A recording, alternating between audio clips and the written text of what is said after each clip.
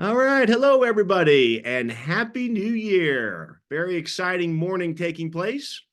We had the Rave New Year exact at 6:18 Mountain Standard Time this morning. So we're going to start with the Rave New Year chart. Now, I do want to share, I'm a little tired today. I've been up almost most of the night. It was fun. I had the opportunity to do a presentation for the Human Design Rave Festival in Bulgaria, but my presentation was in the middle of the night, so it threw me off a little. So if I jumble my words or the gates and lines, appreciate your understanding. But I'm very excited to be here. I love doing these transit reports with you guys, and particularly as we're starting this Rave New Year today. So very exciting. Now, Brandy Jordan and I did a very in-depth deep dive into this Rave New Year chart. So if you'd like to take a look at that as well, you can go into the video archive section and get something more robust. But I do want to cover some highlights, of course, because this is where we are right now. So again, I normally run my charts for noon Mountain Standard Time every day. But today we're looking at the Rave New Year chart, which was at 6:18 a.m. Mountain Standard Time. And then I'll mention that again, hopefully, because on Thursday, we have our first full moon of the Rave New Year. And on Thursday, that chart will also be for the exact time of the full moon at 10:53 a.m.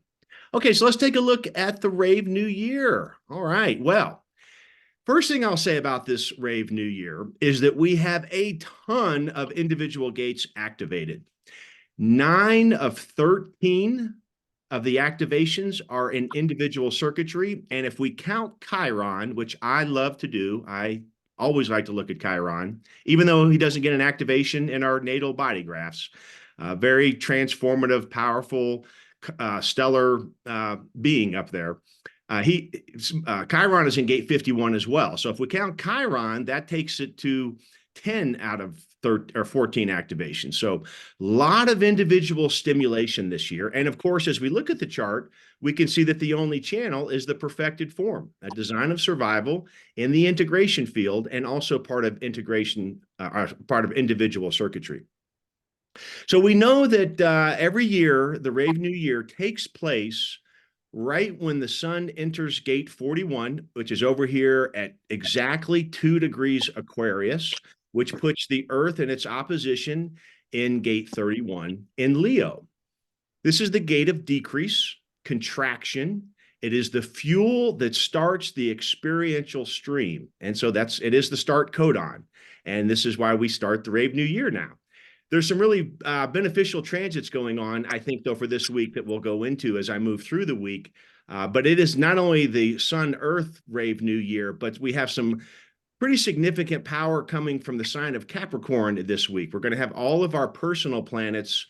Venus will move into Capricorn. I'll show you in a couple days ahead. But with all these personal planets in Capricorn, which is ruled by Saturn, it is the sign of structure and discipline and strategic.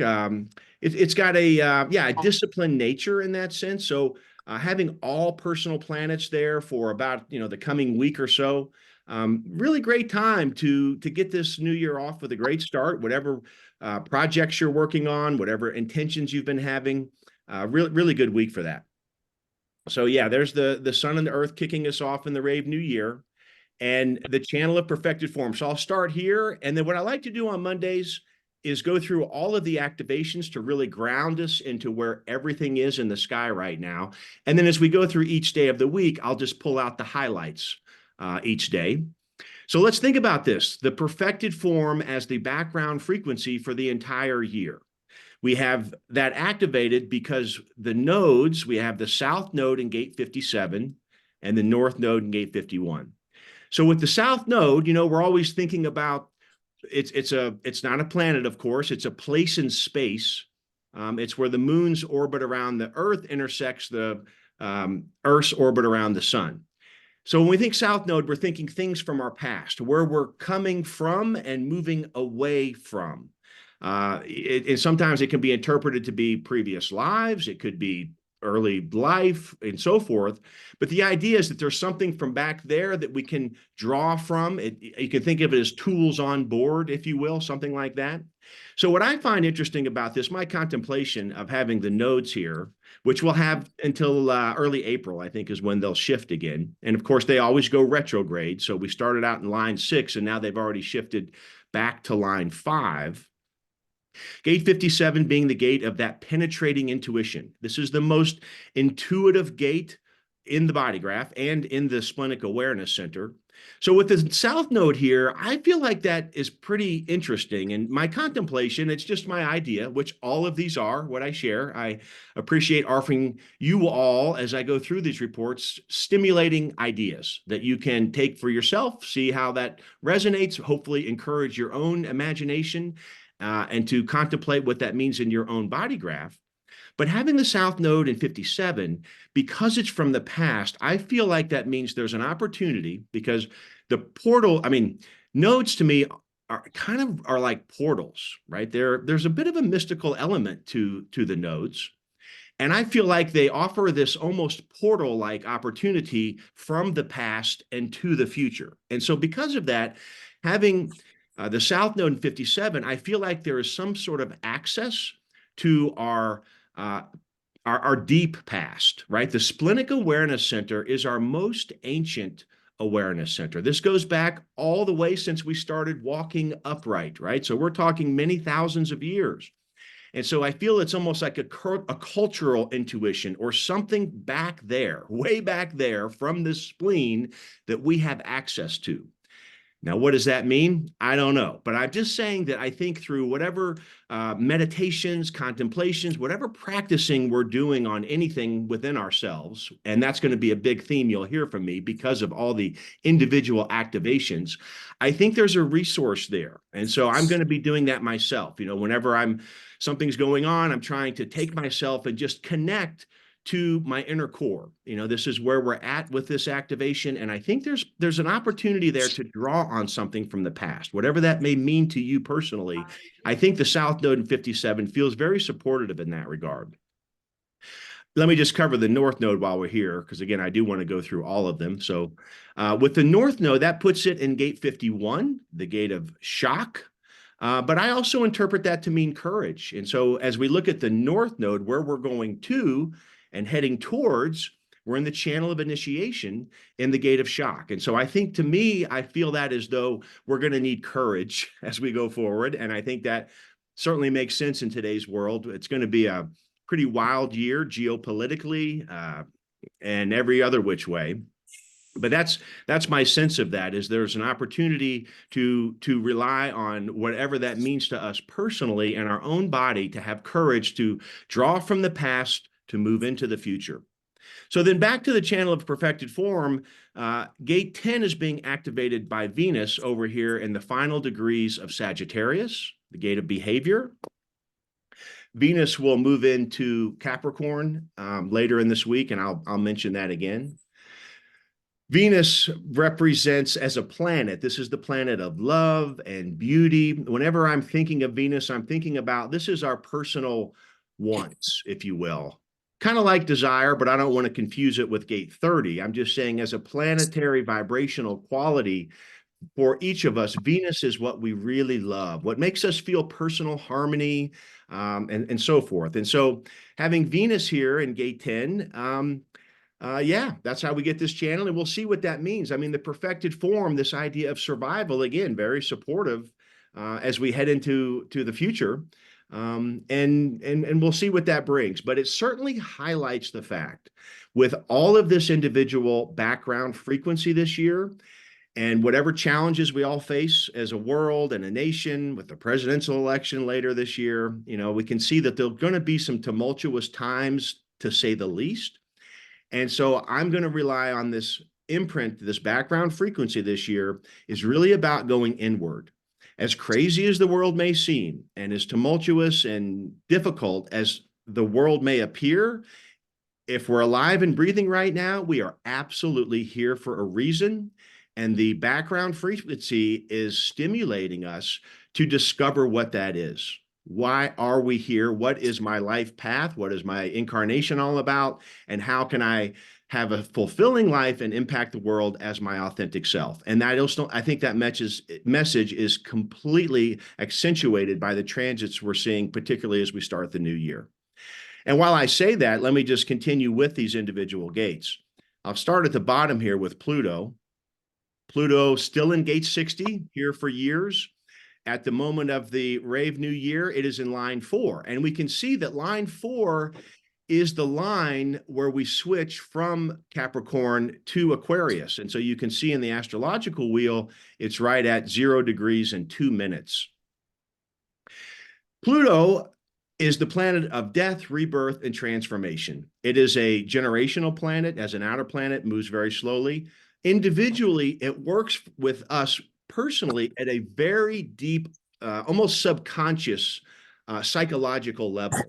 Now, Pluto as a planet is here to strip away all of the facade of not self-ego, is what the way I would describe it in human design terms. It's really Pluto's job in each of our lives is to really take us to the core of our soul. And when we have Pluto transits to our chart, however that impacts each of us, that's generally what's happening to us from the outer world. Something is happening that is causing us to take a look at what is really the most important thing to my soul's journey. So having Pluto in gate 60, to me, there's a really strong vibrational commonality here. I mean, gate 60 is the gate of limitations, and it's also called the gate of acceptance. And the tagline is, the first step to transcendence is acceptance, right? So this idea that in the channel of mutation, it's accepting that pause, that melancholic phase where something is percolating, the mutation is forming for a new expression. And that expression is in our individual circuitry. So we're talking about inspiration and inner truth and who we are as a unique creative individual.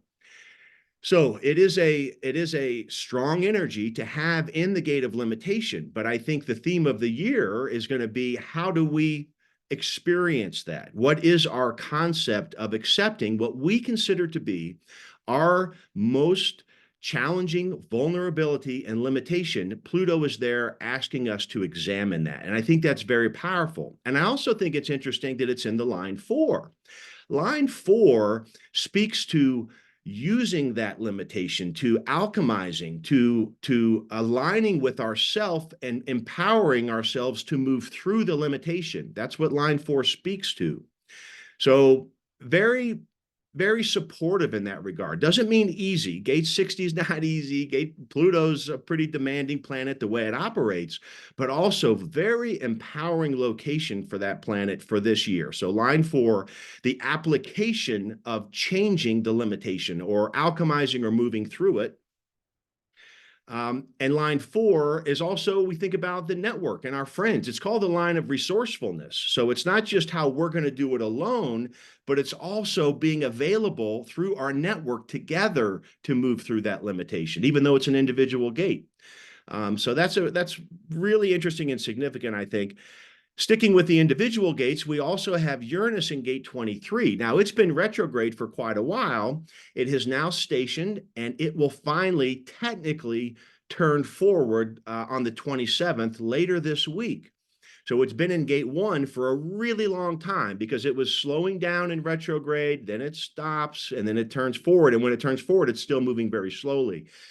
So whenever a planet goes retrograde and does that and stops, particularly an outer planet, they spend a long time in that line. And so Uranus, the planet of unusualness, suddenness, creativity, out of nowhere. I always call Uranus the wild card in the deck of planets. I think it's very significant that it has stationed on line 1. It's called the line of proselytization, kind of a hard word to say. But it is in the foundation of assimilation, our unique individual creative voice. So again, I find this really fascinating to have Uranus doing this retrograde phase, not only in gate 23, but the fact that it went right to the line 1 really gave us its power. When these planets are stopped on this retrograde phase in the line they're in, they're bringing tremendous power to that line. It's the inertia that actually generates more vibrational energy into that line. You know, when planets are moving forward, a lot of that forward momentum kind of disperses the energy in a sense. But when they're stopped, boy, they're really highlighting that line. So the foundation of our unique creative voice, and that is part of the message this year. So again, we go from the 60 to the 23 and the perfected form. So you can really hear my emphasis on discovering or accessing at a deeper level. What am I doing here, right? And I think that's exciting. Uh, Also, Saturn is wrapping up its time in gate 55. It also did its retrograde phase this time, all in gate 55. So it's been there for quite a while. And it's moving forward, and it's actually going to move out of gate 56 later this week on Friday. So I'll bring that up again. But this is sort of the last chance for the next 30 years for us to experience Saturn in gate 55. I've been talking about this pretty regularly, but I just want to emphasize it one last time since I won't have a chance again because it'll be in gate 37 next Monday. Gate 55, the gate of spirit and abundance, also an individual circuit gate. It's in the channel of emoting, which is a very up and down gate, as we know, tied to the solar plexus and that melancholic spiking of feeling emotionally full and abundant, and then the next moment or day feeling completely empty. So with Saturn here, bringing its power of discipline and rigidity, I think it's been a wonderful time to really access our personal modalities and practices that bring us to our inner core. And I've been emphasizing creativity. One of my favorite words when we speak about individual circuitry. This is our creative self, our inspirational self. And Saturn has been offering, and I say offering, I mean, Saturn is pretty demanding, as we know. It's not an easy planet, but I think it's really helpful to appreciate what Saturn brings us. It does provide the structure. It provides the material world. It provides the seasons, right? It's like there are just certain limitations in that sense, if you want to think of that as well, because Saturn is often, I call it like the guardrails on the highway going around a bend. I mean, it's there to keep us in line with our life path, to make sure that we're doing the work that we need to do. And having it in the gate of emotional, individual spirit and abundance, I have found it to be an opportunity, again, for us to really have these practices that we rely on. So like for me as example, I'm emotionally defined. I go through my waves. In the low end, I've really been focusing on what can I do to access that. The low winds are beautiful times to be creative, not to be negative self-talking myself, not to be trying to be so busy so I don't notice the low wind. You know, we always want to get out of the uncomfortable feeling of that, but to really be with it. So I've done that through writing and spending times on in nature, and I've found that to be really supportive. So I just want to encourage everybody. This is our last week to really tap in to that power of Saturn in this incredibly powerful gate. I'm always, you know, each week I kind of go through these planets in a different order. So I'm just going to jump around a little because I want to stay with this theme of individuality for this Rave New Year chart. You can see what's happening here. We have Mercury and Mars both in gate 38, also in Capricorn. Now, not only is this the background frequency of the Rave New Year chart, but also for the coming week plus as we head forward. Mercury and Mars are going to be traveling in lockstep together. As you can see in the astrological wheel, Mercury is just behind Mars. It moves faster than Mars because it is moving forward. So it's going to catch up with Mars as I go through each day of the week, and they'll be moving very close together all week. And also in a couple of days, you'll see that Venus, as I mentioned, jumps into Capricorn. So again, thinking about these personal planets, Mercury being our planet of communication, Mars being our planet of aggression or drive, if you will. Also can be a little impetuous. It is the fiery red planet, god of war. So what I want to share here is that for the year ahead, this is very powerful. Having having personal planets in Capricorn, again, is bringing that Saturnian structure, having discipline, having whatever you consider that to be, your own personal authority decision about how you structure your life. There's support here for that. Now, the challenging part of this aspect is that with Mercury conjunct Mars, that can be very verbally confrontational. Okay. And it's in the gate of the fighter down there in 38. So I think on the positive side, if we harness this energy, again, always based on personal authority, and use that drive for our higher self intentions, really powerful and really positive. Just to be mindful that if we get out of alignment, and get caught in some confrontational experience, we're going to see it out there. We're going to see it in the news. We're going to see it in our day-to-day life. There's a lot of energy out here where people are speaking Mercury and using that energy of Mars to really drive their point home. So I think, again, with these transits, they are what they are, but how we use our personal authority to work with that energy is our choice. Based on that. And I think this is a very important one to take note of for not only the year, but also, again, for the coming week. I'll stick with individual here. So we have the moon in gate 12. So again, obviously the moon moves extremely rapidly. It's down here in Gemini, and it's going to go all the way to gate 64 over in Virgo for this week. So that's the quarter of the wheel. So it's going to wrap up Cancer pretty quickly.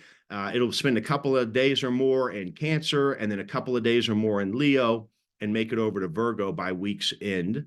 But let's talk about it from the Brave New Year aspect. Here we have another individual expression gate, the gate of caution. It's in a manifesting channel, so it's going to be interesting just to kind of keep an eye on gate 22 this year, because that background frequency has the emotional qualities of the moon in an individual gate of expression. Also interesting to note that the moon in gate 12, I'm circling it over here on the astrological wheel, that gate is a square to gate 36 where Pluto is. So I just think whenever we're looking at a square, we're looking at a dynamic energy. It's kind of frictional in that sense. It's like two things coming at each other that require some sort of resolution. It's a very dynamic energy. Not a bad thing. I know in astrology, a lot of times you'll hear squares or, oh, this is square, don't do anything, whatever. It's like something to be feared. Absolutely not. Squares promote growth.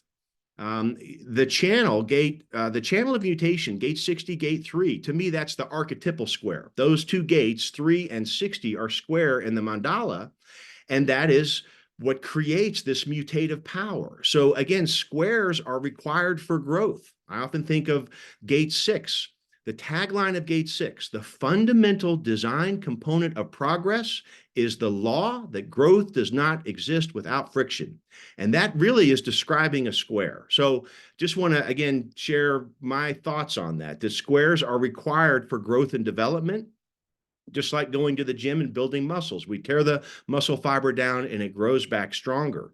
So gate 12 being square to gate 36, where Neptune is for a very long time, in the gate of crisis, in the sign that it rules of Pisces, here we have this frictional quality of our unique expression in conversation with how we're perceiving this emotional crisis. Again, could be a difficult dynamic in terms of like confrontational situations. I'm speaking to my emotional crisis and I'm speaking about it.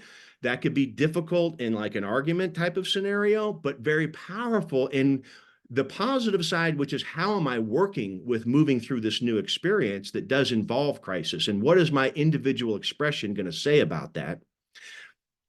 And then the last two planets I haven't touched on is, well, I did, Neptune in gate 36 and Jupiter in gate 27, which is also moving forward now. Jupiter did its retrograde phase in gate 27, but it's moving forward now down here in Taurus.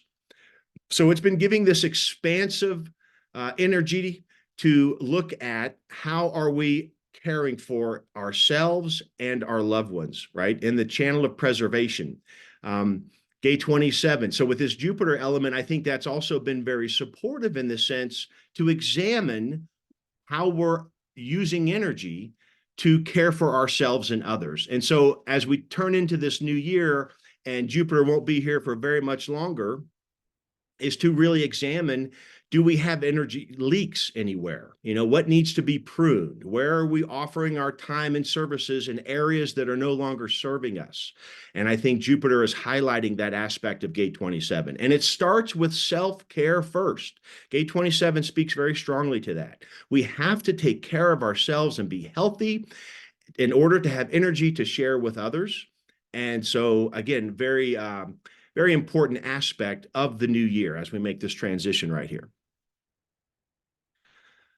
Okay, I think that covers everything I was going to share. And again, for even a further analysis of this, you can go to the video archive and check out the talk that Brandy Jordan and I did. And now let's move into Tuesday. Okay, on Tuesday, the first thing to note is that here we go. Tomorrow, this being Monday, tomorrow Venus will move into Capricorn. So I talked about my take on Venus, right? This planet of love and beauty and harmony, and it's our wants, if you will. Here it moves into Capricorn. So it takes on a much more structured element. And I think, again, that's supportive. To me, that just ties into what we're looking at here in the astrological wheel. We're going to have all three personal planets moving through Capricorn for a decent amount of time in these next couple of weeks here. And very supportive as we are, again, working on our projects or in your work life or in your relationships, wherever you're applying your energy in that sense. We have a very strong Capricornian background, again, ruled by Saturn. So having that discipline as you perceive it, or having however you operate, you know, for me, lists helping, to-do lists, like priorities, what needs to be worked on, you know, looking at my work projects, how do I schedule my time? All of these things are going to be supported by having personal planets, having intentions. You know, I really appreciate Abe and Janica's Friday session they do on Signpost. They are bringing human design to business coaching sessions. And I love what they're doing in this work because, as we all have come to realize, I think we could agree that, you know, with human design, goal setting is kind of a weird word. I mean, we're following personal authority, and that can change at any time. So the old way, the old seven-centered ways of having goals and this and that, it's really not in alignment. However, there is a different way to approach that, and they're talking a lot about that on Friday. So if that piques your interest, check out their work that they're doing. But I do think what's in alignment is that having intentions is very powerful. It's not about predicting the way it's going to look and so forth, but it is about, what is my inner soul intentions? What does that feel like? And I think that is a really positive way to look at the future, right? It's not about dishonoring personal authority. It's about aligning with, what do I at this moment perceive to be my greatest intention for me and my life and those that I love. And so in that sense, I think it's very valuable and relevant. And again, I think these transits are very supportive of that, bringing us all this Capricornian energy. We can see in the chart here, because the moon is going to be in gate 39 this week, and it'll be there. It's usually in a gate for a couple of days or more. And so we do have the channel of emoting for a brief period. So it's a little feisty here, right? We have both gate 38 and 39. And so, you know, we can imagine with this root pressure, look how many gates we have: gate 60, 38, 39, and 41 with the sun there. So again, super supportive for correct projects or correct use of energy. But it could be a little emotional in that regard in the outer world there, just to be mindful of that. With the moon provoking the Saturn in gate 55, that's an interesting lineup. So it does bring this enhanced increased level of the emotional quality in the world out there. And as we can see, and I'll just highlight it one more time here, and I'm actually going to talk about this when I go into Wednesday, but this conjunction between Mercury and Mars is what we say closing. It's getting closer because Mercury's moving faster. So that's increasing the vibrational level of the Mercury-Mars conjunction. And I'm going to go into the Wednesday slide to show you, but it's also moving into a square with Chiron. So let me move into Wednesday, talk about that a little bit further. So when we get to Wednesday, we can see here that Mars at 15 degrees, which is again, still in gate 38, is going to be squaring the Chiron, which is in gate 51. So Chiron is in gate 51. It's moving forward. The south node, which moves in retrograde, is 51. So we're going to be talking about this Chiron conjuncting the nodal axis in a future report. But here, what I want to emphasize over the midweek, so really this is a background frequency for the week, is this Mercury-Mars squaring Chiron. So again, just my take on this. Again, I've talked about this strong communication, possibly aggressive in gate 38, really supportive for correct projects and correct conversations, but also can be a little bit volatile. But because the fact that it's touching Chiron, the wounded healer in gate 51, it could be stimulating any unresolved trauma. It could be very triggering, but also if we're working on that, if we're doing any inner work, very supportive. But to be mindful that if there is an argument out there, it could really be strong because we could be arguing from our wound, right? Which is the worst kind of arguments. I mean, if we've had a lover and you're triggering each other, you know what those can be like. So just to be mindful that that is part of the background frequency. If a conversation starts going south, I know for myself, I'm going to be remembering this and going, okay, let's watch what I'm getting involved in here. Don't want to be tripped up by that. But again, I love to emphasize the support that's coming from this square. If we're doing inner work, which is so much what this Rave New Year chart we just looked at is, this is power. This is the willingness to fight for life's meaning. And that's really profound when you deconstruct that and what that means for each of us. And it does require healing, right? And I know for everyone that's part of this community that we're involved in some sort of healing work, being in the human design system and working on inner development. And so really great week for that. It may be a little painful because it's a square, it's a stimulating aspect. But boy, is there a lot of support to really delve into, again, that question of who am I? Why am I here now? And what is my purpose? And man, when we touch on that in a creative, imaginative, inspirational way, that to me is pure empowerment. Very special. So that is, oh, and I want to mention that let's see, where did I go with? I meant to. I said gate 38. I apologize. It's actually on Wednesday. The Mars is still in the root center, but it's moved into gate 54. What happened was when I glanced at 38, we still have Mercury there. So Mars has moved into gate 54, line 1. But it really just adds to the story I was telling that we still have the 38. We still have, now we've added the 54. So this drive, this pressure to rise up, and it ties into that story again. What do I perceive to be my ambition? How am I discovering the foundation of transformation? That's the channel that it's in. So extremely potent week for all these things I was just sharing there. All right, let's see. Let's move into Thursday. Okay, Thursday is when we have our full moon. And again, that takes place at 10:53 a.m. Mountain Standard Time. Now, the last new moon we had was in Capricorn. And that's when the moon was conjunct the sun. That's a new moon. And that was in gate 54, line 6. And so back at that lunar report that Brandy and I did, we were speaking to that and the fact that that new moon, a great time for intention setting and really collecting and grounding ourselves into the future month ahead, was really supportive in Capricorn to set the structure, set the intention.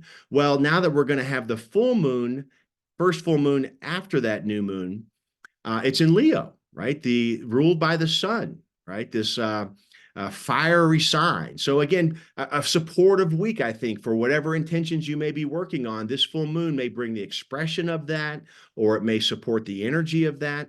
And I think that's very supportive. We're going to be doing a full moon report. Brandy and I will in the next day or two. So we'll get that posted as well. And we'll go much more in depth with all the gates and our ideas on all that. But to note that happens on Thursday.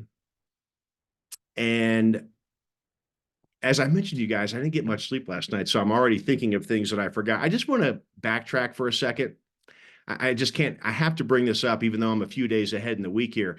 I wanted to mention that as we entered this Rave New Year, what was one of the most unusual things is that we had the Pluto conjunct the sun right at the time of this new year. Pluto and the sun were exactly conjunct in gate 60 line 4 just on Saturday, a couple of days ago. Now, the Rave New Year happens every year at this time when the sun goes into 41, but it only happens with a Pluto conjunction every 250 years. And so that is bringing that extra emphasis of transformational year. And that conjunction, strangely, just one of these mathematical irregularities or things you just kind of notice when you look at these charts all the time, that conjunction happened at 29 degrees of Capricorn and 59 minutes. In other words, it happened in the final moments of Capricorn. So bringing extra emphasis to we're closing the chapter of Pluto and Capricorn. And so I just want to share that's an extra emphasis on the transformational quality of this year ahead. To have this conjunction at this time, I can't say what it's going to mean. I'm not a predictive astrologer here, but I definitely can say that it means something really powerful. So just adding on another layer of emphasis to everything I said earlier about that gate 60. So thank you for letting me jump around a little bit there. So the full moon, and so again, we'll still have the perfected form as Venus is still in gate 10 on Thursday. It's gonna move out of gate 10, I think, on the next day when I show the slide here. And I think that's all. And let's see, I think it's I'm going to go to the next day here. So we'll go into Friday. Now, what happens on Friday is when Saturn moves. So Saturn has been in gate 55 since early March of 2023. And as I said, it's leaving that gate for another almost 30 years. And we're going to be spending the next 5 or 6 months or so with Saturn in gate 37 in line. Well, it starts in line 1, obviously, and it'll be in that gate for quite a while. But now this is a whole different energy here, right? We were in an individual gate of the spirit with gate 55. Now we're moving into tribal circuitry and the channel of community. And I think I find this really interesting and special as well. Again, I think Saturn is such a valuable planet when we learn to appreciate the gifts that it brings. That's a very positive way to say it. It can be experienced as a kind of a cold limitation at times, but when we really get on board with its role in our life, it's very empowering. Well, to have it in gate 37, line 1, that's the line of motherhood and fatherhood. It speaks to the harmony in relationships. It's one of the few lines in the Rave I Ching that does not even have a detriment. So here we're bringing the power of Saturn with its structuring quality and discipline into finding harmony in friendship, in our relationships, in our community. So this is going to be really, this will be really fun to see what this results in as we move through time. But I think really helpful for our family, our friends, our Signpost community, whatever communities you're involved in. This is going to give us a lot of structure to that, right? It's going to bring that energy of Mars to provide discipline and structure for growth. And that's another word I like to use with Saturn. Saturn is asking us to grow, but we have to be mindful of the limitations and discipline on how to do that in a healthy way. So that's what will be happening there in the gate of friendship in the channel of community. Also, Venus will move on by Friday. And again, this is at noon, this chart. By this time on Friday, Venus will transition into gate 58. And so we still have Mercury will be in gate 54, and now Venus will move into gate 58, leaving the G center, so that perfected form channel goes away. We still have 4 gates in the root center. Venus bringing that harmonious quality of love and desire into this drive, right? The gate of joy. So this just sounds pretty fun. I mean, Venus in the gate of joy. What's that going to look like? Well, It's part of the weather. So how we interpret that and interact with that will be for each person's own life. But pretty beautiful planet to have in the gate of the joyous. And how are we using that drive to improve, right? It's in the channel of judgment, which speaks to correction and improvement and the drive to experience joy in a talented way through the great channel of talent all the way to the 16. Having Venus here for a period, very supportive in the sense that, yeah, we can really tap into that. Where are we using that drive and energy to enhance and improve the joy in our lives and share that with others? Let's see. Oh, and okay, obviously we've got the channel of the alpha. Now that's being activated by the moon. So again, doesn't happen for a long time, but still on Friday with the Earth in gate 31 and the moon in gate 7, that's a pretty powerful activation for the channel of the alpha.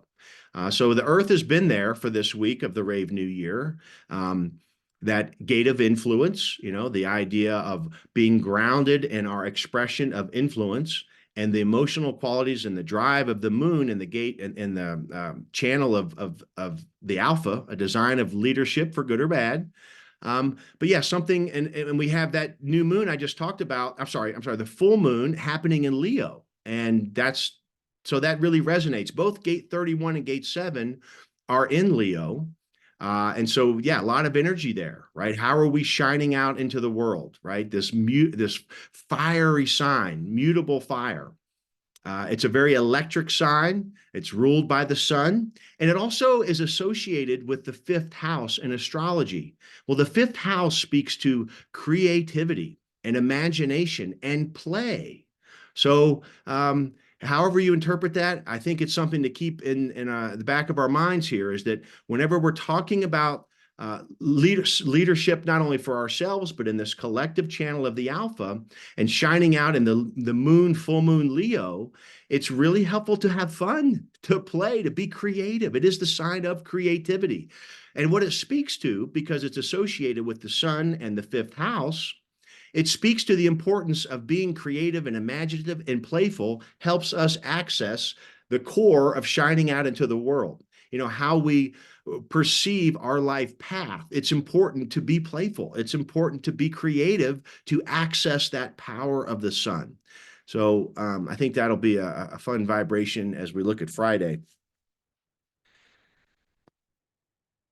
And again, just to keep pointing it out, because it's a part of that whole week background frequency, here we can see the exact conjunction of Mercury and Mars.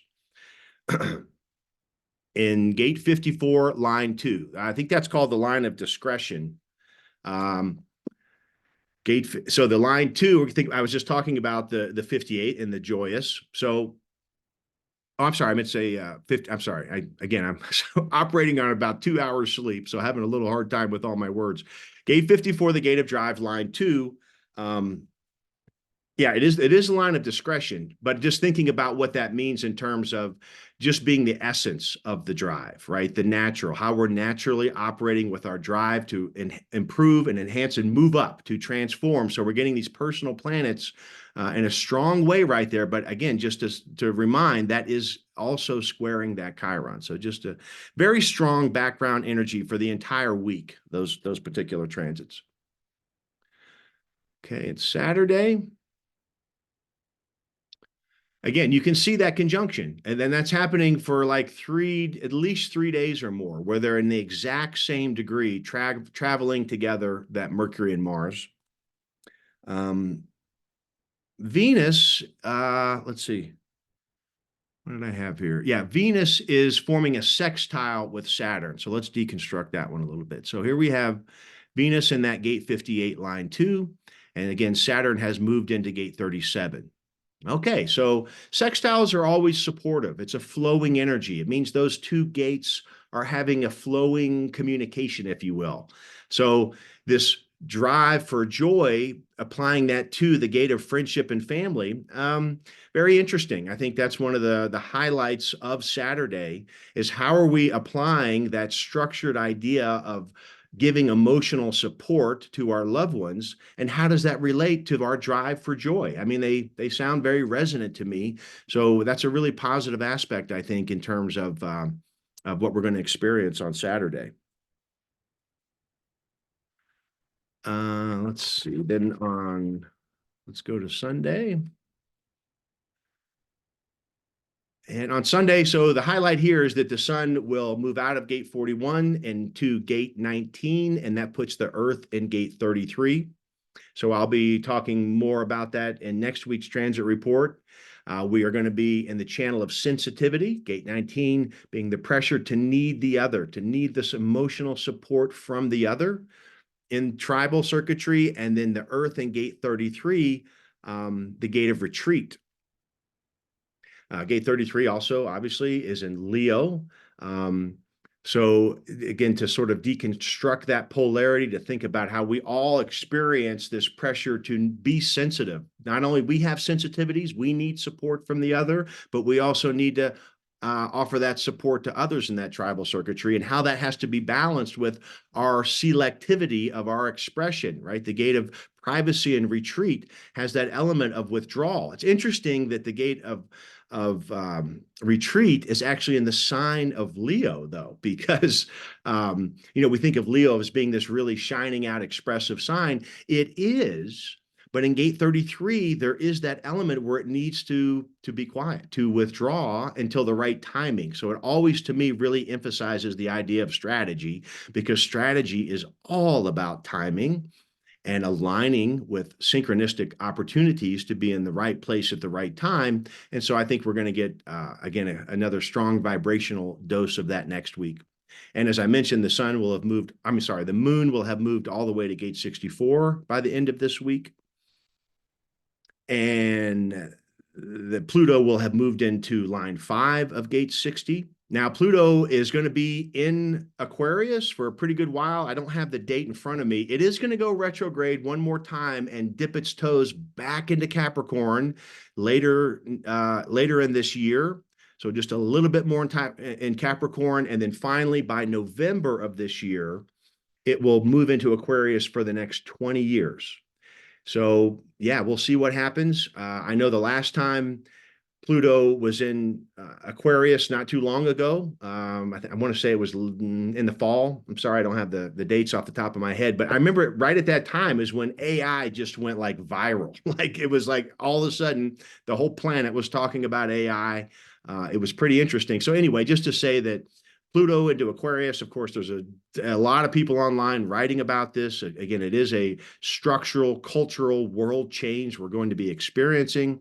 And we're probably going to get some more ideas of what that's going to be like here in these next few months while it's in Aquarius, knowing, though, that it's not there for good yet. It's going to go back and forward again.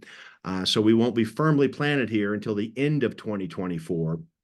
But I think even in the next couple of months while it's here, coming up, it'll come up on its next retrograde phase. We're going to get it. We're going to get a taste of what this next 20 years is going to look like. It is. I do believe it'll be a very Aquarian, unusual time. It's some of the fun things about Aquarius is it does speak to social equality.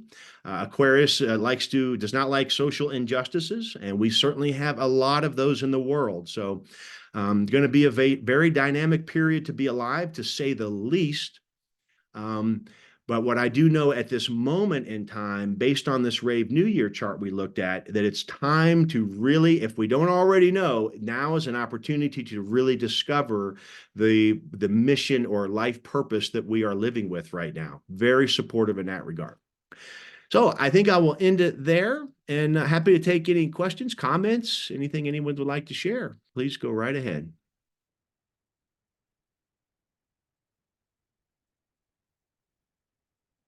I'm just taking a breath here and going to flip through the comments a little bit, and feel free to share if anybody wants to say anything.